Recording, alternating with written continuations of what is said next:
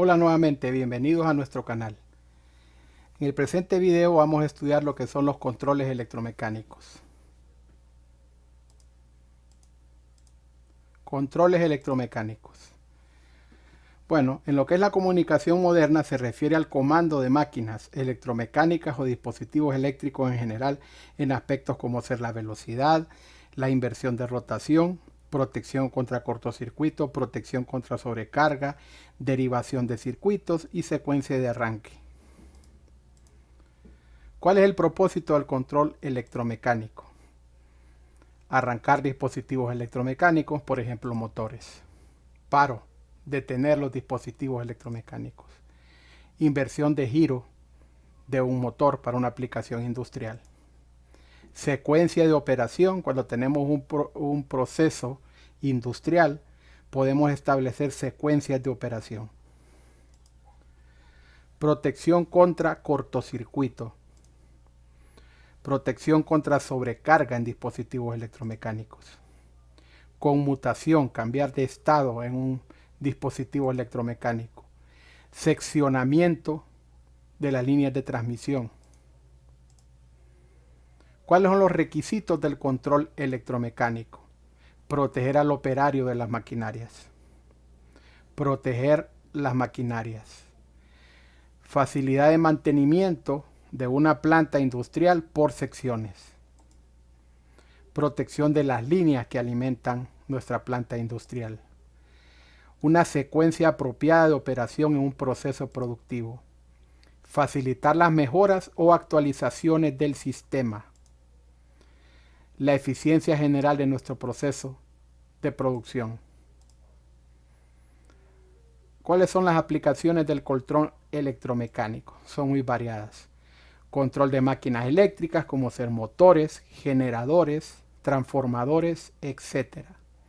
Control de sistemas de iluminación. Control de sistemas de calefacción. Control de sistemas de soldadura.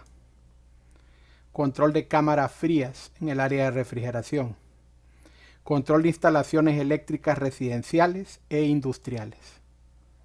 Aquí tenemos muchos ejemplos. En la producción industrial es necesario el control. A la hora de fabricar tuberías también tenemos sistemas de control. En la iluminación, un concierto de rock. Cualquier tipo de evento deportivo es necesario el control electromecánico. Las cámaras frías para almacenar gran cantidad de alimentos, mantenerlos a una temperatura adecuada, y en la producción de piezas, en lo que es la mecánica industrial, entre otros. Dispositivos de control electromecánico. Vamos a empezar con uno de los principales, el contactor. El contactor es un mecanismo cuya misión es la de cerrar unos contactos para permitir el paso de la corriente a través de ellos. Esto ocurre cuando la bobina del contactor recibe corriente eléctrica comportándose como un electroimán y atrayendo dichos contactos. Podemos, mediante el control, abrir y cerrar contactos del contactor.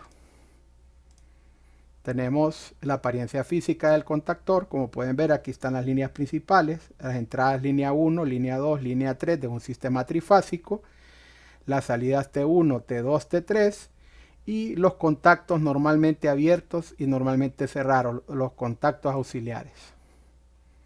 El contactor.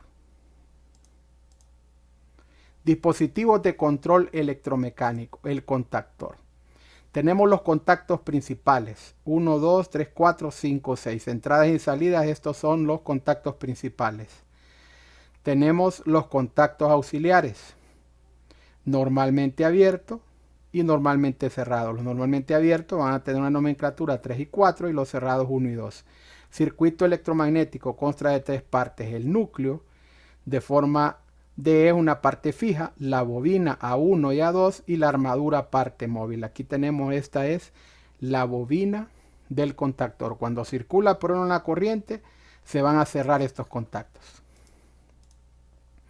Dispositivos de control electromecánico, el contactor. Contactos auxiliares. Para poder disponer de más contactos auxiliares y según el modelo de contactor también podemos hacer conexión de más contactos auxiliares. Se le puede acoplar a este una cámara de contactos auxiliares o módulos independientes. normalmente abiertos o normalmente cerrados. Aquí lo podemos ver. Aquí se hizo la conexión de los contactos auxiliares. Pueden ser normalmente abiertos o normalmente cerrados. Criterios de la selección del contactor. Bueno, debemos tomar en cuenta el voltaje, la tensión de alimentación de la bobina del contactor puede ser continua o alterna, siendo esta la más habitual, y las tensiones de 12 voltios, 24 voltios o 220 voltios. Número de veces que el circuito electromagnético se va a abrir y cerrar. Obviamente, en algunas aplicaciones vamos a estar continuamente abriendo y cerrando los contactos, por lo que vamos a necesitar un contactor adecuado. Corriente que consume el motor de forma permanente, corriente de servicio. Debemos tomar en cuenta la corriente que consume el motor. También su pico de arranque, cuánto consume el motor en el arranque. Relé de sobrecarga térmico. En caso de un calentamiento, tenemos aquí este dispositivo de protección que es un relé de sobrecarga térmico. Es un mecanismo que sirve como elemento de protección del motor. Su misión consiste en desconectar el circuito cuando la intensidad consumida por el motor supera durante un tiempo corto la permitida por este, evitando que el bobinado se queme. Esto ocurre gracias a que consta de 3 láminas bimetálicas con sus correspondientes bobinas calefactoras que cuando son recorridos por una determinada intensidad provocan el calentamiento del bimetal y la apertura del relé. Es decir, que este relé nos permite, un sistema de protección nos permite que cuando el motor, debido a su funcionamiento, está calentando de manera excesiva, poderlo proteger. La velocidad de corte no es tan rápida como en el interruptor magnetotérmico. Se debe regular con el tornillo 7 la intensidad nominal del motor y N para el arranque directo. Esta intensidad debe venir indicada en la placa de características del motor. En la placa de características del motor vamos a tener cuál es la corriente nominal del motor. Relé de sobrecarga térmico. Tenemos acá su simbología en el circuito de fuerza y en el circuito de mando del motor. Esto lo vamos a profundizar en los siguientes videos. Esta prácticamente es la introducción de los dispositivos de control. Luego vamos a ver el funcionamiento y también vamos a trabajar con los circuitos de control, tanto de fuerza como de mando. Esta es la parte de fuerza y esta es la parte de mando. La de fuerza, las entradas de las líneas y las salidas, y el de mando con los contactos, uno normalmente cerrado, otro normalmente abierto. Selección de relé de sobrecarga térmico. Para elegir este mecanismo hay que tener en cuenta el tiempo máximo que puede soportar una sobreintensidad no admisible y asegurarnos de que la intensidad del receptor esté comprendida dentro del margen de regulación de intensidad del relé.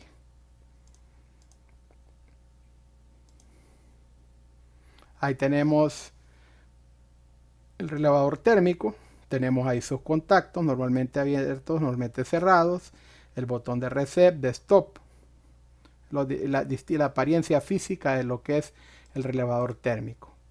Interruptor magnetotérmico.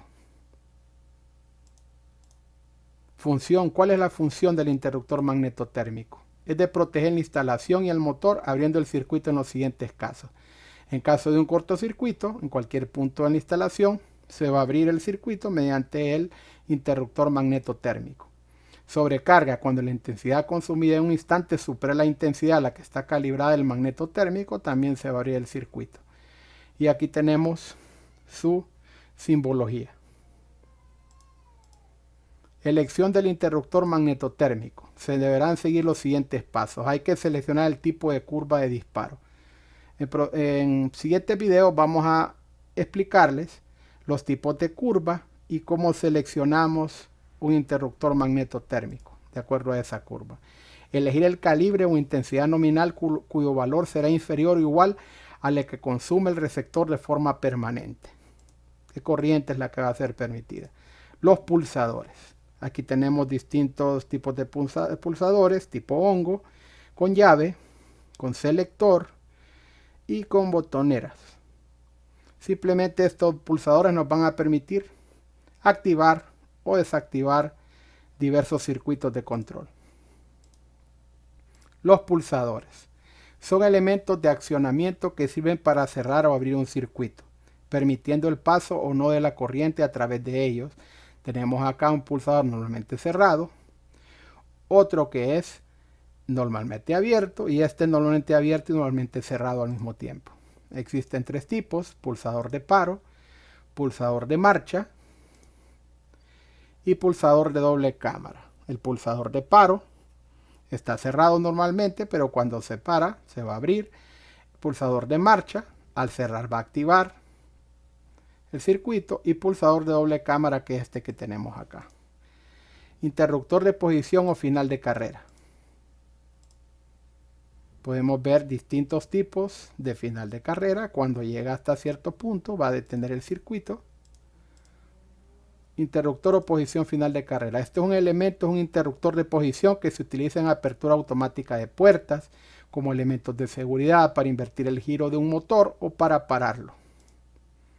Como se puede observar, el final de carrera está compuesto por un contacto normalmente cerrado y otro normalmente abierto. Este es un dispositivo que también es físico.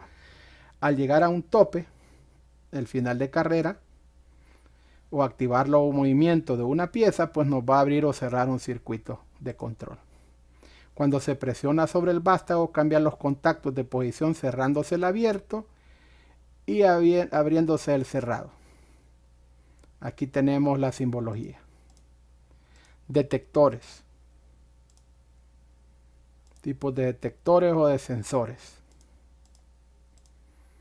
Tenemos sensores de presencia, de movimiento, sensores de temperatura, sensores de humedad, sensores de presión, sensores de alcance, sensores de velocidad, sensores de caudal, sensores de nivel de líquido. Los presostatos. Aquí tenemos la apariencia física de los presostatos. Es un mecanismo que abre o cierra unos contactos que posee en función de la presión que detecta. Esta presión puede ser provocada por aire, aceite, agua, dependiendo del tipo de presostato. Se suelen usar en grupos de presión de agua, poniendo en marcha un motor bomba cuando la presión de la red no es suficiente. Y tenemos el símbolo. Este es normalmente abierto, un sensor de presión, un presostato, y este es normalmente cerrado. Detectores inductivos. Tenemos acá los detectores inductivos, la apariencia física de los detectores. El detector inductivo es un fin de carrera que trabaja exento de roces y sin contactos, no está expuesto a desgaste mecánico, en general es resistente a los efectos del clima. Su empleo es especialmente indicado ahí donde se requieren elevadas exigencias, precisión en el punto de conexión, duración, frecuencia de maniobras y velocidad de accionamiento. Este se va a activar con la presencia de una pieza metálica que va a hacer variar el campo magnético del detector. Funcionamiento. El detector inductivo es excitado por un campo alterno de alta frecuencia, el cual se origina en la superficie activa. La magnitud de este campo alterno determina el alcance del aparato. Cuando se aproxima un material buen conductor como un metal, el campo se amortigua. Obviamente se reduce el campo por la presencia del metal. Ambos estados, campo amortiguado o no amortiguado, son valores que son valorados por el detector inductivo y conducen a un cambio de la señal en la salida. Va a funcionar más que todo con la presencia de metales, buenos conductores. Aquí tenemos su simbología. Este es un detector inductivo normalmente abierto. Detectores capacitivos. Tenemos ahí la presencia de un material va a alterar el funcionamiento del sensor capacitivo. No puede ser necesariamente solo metálico, puedes detectar también una pieza de plástico. Al detectarla va a activar o desactivar un circuito. Detectores capacitivos son detectores de proximidad capacitivos, son interruptores de límite que trabajan sin roces ni contactos. Pueden detectar materiales ya sean que conduzcan o no conduzcan la electricidad. Se encuentran en estado sólido, líquido o polvoriento, entre otros vidrio, cerámica, plástico, madera, aceite, agua, cartón y papel. El detector se conecta cuando él y el material se encuentran uno enfrente del otro a una determinada distancia. Vamos a poder detectar elementos que no sean necesariamente magnéticos, pueden ser plásticos. Simbología de los detectores capacitivos, normalmente abierto el contacto, y el diagrama de conexión interna. Ahora, funcionamiento de los detectores capacitivos. La superficie activa de un sensor está formado por dos electrodos metálicos dispuestos concéntricamente. Estos se pueden considerar como los electrodos de un condensador. Al acercarse un objeto a la superficie activa del sensor, se origina un campo eléctrico delante de la superficie del electrodo. Esto se traduce como una elevación de la capacidad. Va a haber un cambio en la capacitancia de las terminales y el oscilador comienza a oscilar. Aplicaciones. Por ejemplo, señalización del nivel de llenado en recipientes de material plástico o de vidrio, control del nivel de llenado en embalajes transparentes, aviso de roturas en el hilo de las bobinas, aviso de rotura de cintas transportadoras, contador de botellas, regulación del bobinado y los esfuerzos de tracción de cintas. Por lo que estamos viendo aquí en este sensor, es muy utilizado en las embotelladoras de refrescos, por darles un ejemplo. Cuenta todo tipo de objetos. Detectores fotoeléctricos. Obviamente esto va a detectar un cambio en el nivel de iluminación de un lugar. Funcionamiento de los detectores fotoeléctricos. Reaccionan a cambios de la cantidad de luz recibida. El objeto a detectar interrumpe o refleja el haz luminoso emitido por el diodo emisor. Según el tipo de aparato, se evalúa bien la reflexión del haz luminoso o la interrupción del mismo. La luz del emisor da un objeto, esta se refleja de forma difusa y una parte de la luz alcanza la parte receptora del aparato. Si la intensidad de luz es suficiente, se conecta a la salida. La distancia de la reflexión depende del tamaño y el color del objeto, así como el acabado de la superficie. La distancia de reflexión se puede modificar entre amplio límite mediante un potenciómetro incorporado. Obviamente, si tenemos un haz de luz y un objeto se coloca enfrente de la luz, obviamente va a reflejar la luz y el detector va a recibir este cambio y va a cambiar el estado del circuito de control. Y aquí tenemos la simbología de los detectores fotoeléctricos. Detectores de nivel. Activan o desactivan la bobina de un contactor que controla una bomba de líquidos. Se clasifican interruptores de alto o de bajo nivel de fluido. Tenemos aquí la simbología de los detectores de nivel. Válvula solenoide. Tiene bastantes aplicaciones industriales. Es una válvula que mediante circuitos de control vamos a poder controlar, ya sea de manera manual o automática, y nosotros vamos a poder abrir o cerrar el paso de un líquido mediante una señal eléctrica.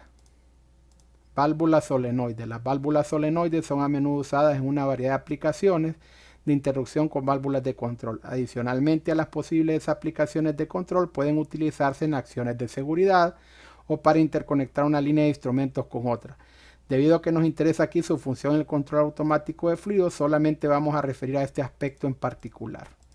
Funcionamiento. Estas válvulas son unidades de control que, cuando están eléctricamente energizadas o desenergizadas, permiten o no el paso de un líquido.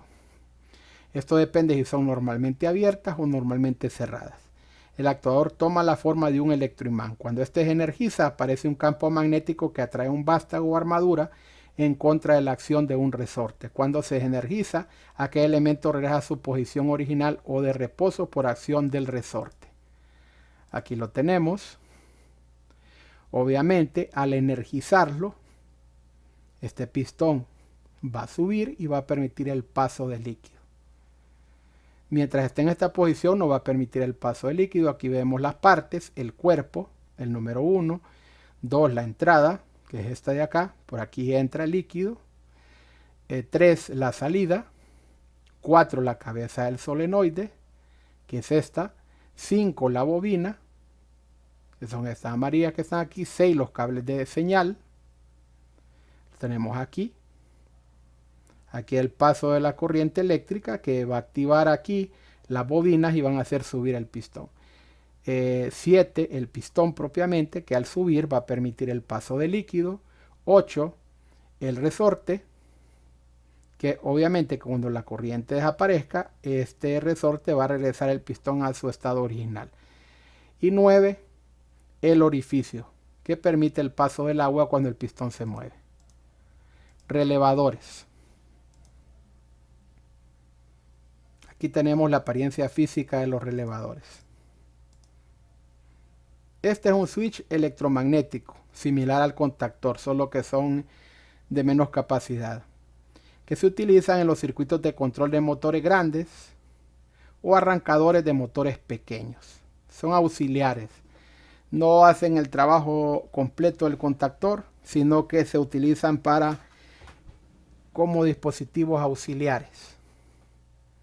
Y aquí tenemos la bobina, el interruptor, el conmutador, permite el cambio también, y doble conmutación, pueden estar abiertos, pueden estar cerrados, o pueden tener normalmente abierto y normalmente cerrado. Doble cambio, doble conmutación. Lámparas piloto. Las lámparas piloto las vamos a usar como elementos auxiliares de señalización para indicar la posición dentro o fuera de un componente remoto en un sistema de control. Es una luz, una lámpara que va a emitir una luz que nos va a indicar si un motor está activo o está desactivo, así también como los elementos de seguridad. Tenemos el código de colores: rojo para paro o alerta de un proceso, verde para marcha, azul que otro dispositivo ingresa, blanco prioridad de un proceso, amarillo falla de corto de sobrecarga del relé térmico. Y tenemos la simbología en los circuitos de control. Fusibles. Ahora vamos con los elementos de protección. Están constituidos por un par, un alambre o una lámina metálica dimensionados para fundirse a partir de una determinada intensidad de corriente. Obviamente, al haber una corriente muy alta, se van a fundir la lámina o el conductor en el fusible y va a abrir el circuito. Su capacidad de ruptura debe ser igual o mayor a la calculada para su punto de utilización a la tensión de servicio. En todos los casos, el fusible estará encapsulado y debe ser desechado luego de su fusión. Nunca hay que reparar un fusible porque lo que vamos a querer es dañar un equipo o crear un peligro grave en un proceso productivo. Existen fusibles rápidos para que la fusión ocurra en forma instantánea con una determinada intensidad y fusibles retardados para que la fusión ocurra en un plazo más prolongado. Estos emplean generalmente para protección de motores con corrientes de arranque muy superiores a la nominal. En otros videos les explicaré cómo es el proceso de arranque de un motor, que la corriente es muy alta en algunos casos. Tipos de fusibles. Los de tipo tapón, que están compuestos por un cuerpo de porcelana donde jaló un elemento fusible de alambre, y los de alta capacidad de ruptura, en casos de elevados consumos y proveen protección contra cortocircuitos de alta intensidad y contra sobrecargas con acción rápida o retardada. Tenemos los accesorios de montaje. Para realizar el montaje completo de un cuadro eléctrico para una instalación automatismo es necesario utilizar una serie de accesorios. A continuación podemos observar algunos de los que son muy utilizados. Obviamente en el aprendizaje lo que es el control, vamos a ver circuitos de control sencillos con poco montaje, poco cableado, pero en una empresa grande realmente son manojos y son cantidades grandes de conductores y de elementos que hay que conectar y necesitamos los accesorios de montaje. Tenemos los montantes, placas perforadas para instalar aquí, perfiles, otros accesorios y las canaletas donde podemos almacenar una gran cantidad de cableado. Borneras. En estas borneras podemos hacer conexión de circuitos de control. Aquí vemos su apariencia física y cuáles son las partes que tiene la bornera. Les hago un desafío aquí para que estudien y repasen estos conceptos. Recuerden que esta es la teoría de control. Vamos a ir luego ya con la parte práctica, con el diseño y montaje de circuitos de control. Y les dejo esta tarea si quieren profundizar más y mejorar su aprendizaje. Muchas gracias por acompañarnos en este nuevo video. Soy el Inge Inestrosa, siempre a la orden trabajando para ustedes. Y recuerden que nos ayuda mucho si se suscriben a nuestro canal, le dan like y le dan clic a la campana de notificaciones. Ahí recibirán ustedes la notificación cuando subamos un nuevo video. Muchas gracias por acompañarnos. Recuerde también que todos los problemas o toda la información que yo les brinde en el canal, ustedes van a encontrarlo en formato PDF para que lo estudien con más tranquilidad o les sirva para una tarea que tengan. Muchas gracias por acompañarnos nuevamente. Hasta la próxima.